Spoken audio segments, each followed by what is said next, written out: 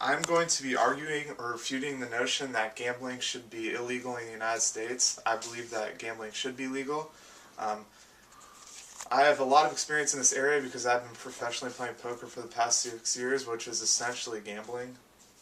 I will be arguing and refuting three main points. The first main point is that gambling is not beneficial for our economy. I believe it is. The second main point is that online gambling is not beneficial for our economy. I believe it is. And the third main point is that gambling can turn into a terrible addiction. Point number one, gambling is not beneficial for our economy.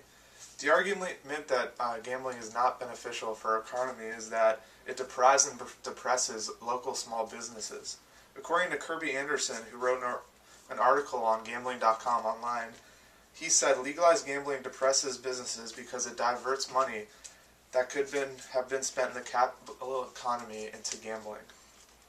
This is the only argument against legalized gambling, that it depresses small local businesses, and small businesses can be depressed by many things, not only gambling. In today's economy, gambling can be extremely beneficial in states that allow commercial gambling. It is proven that gambling raises a lot of revenues for states. Las Vegas is a testament of the powerful ability of gambling to foster economic development into a major city with a low tax burden that many state and local governments look at with envy, and has spawned significant private and public sector investment. Because the gambling industry is so large and continuing to grow, there will always be jobs for Nevada residents at casinos and other tourist attractions. Also, the residents of Nevada don't have to pay as much in taxes as other states, which is economically helpful to the residents of Nevada. Just like everything else during the recession, the gaming revenue took a dive, but nonetheless still brings in sufficient revenue. Casinos statewide won just under $905 million during October, compared with $1.165 billion in October of 2007. The gambling industry still brings in abundant amounts of revenue, which is helpful in the Nevada community. Although the difference of $260 million seems like a lot, many corporations and industry have been hit a lot harder due to the recession. Without the impact of casinos, the state of Nevada would not nearly be as prosperous as it is now. Pennsylvania is another state that receives plentiful tax revenue from casinos.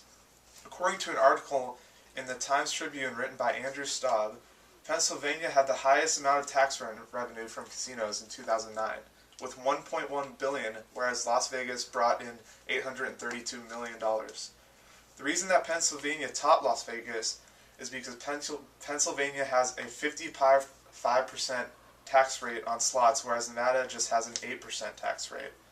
In some, states with casinos are able to generate a lot of tax revenue. Commercial casinos are extremely beneficial for our economy.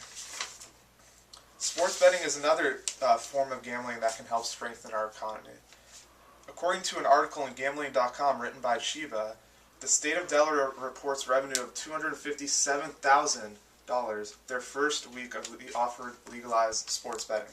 And this is at the reduced exposure originally intended due to the pending lawsuits. Unbelievably, after just 1 week, Delaware gained $250,000 in tax revenue. Jeff Montgomery of the News Journal reports that supporters of sports betting proposal have predicted full-year state revenues of about $17 million overall, including $14 million in additional slots machine attributed to increased casino traffic because of sports betting opportunities. Battery's going. Even though sports betting is illegal, people will continue to make bets under the table. If this is so, why not let our state gain revenue from it? The second point is that online gambling is not beneficial for our economy. This couldn't be further from the truth.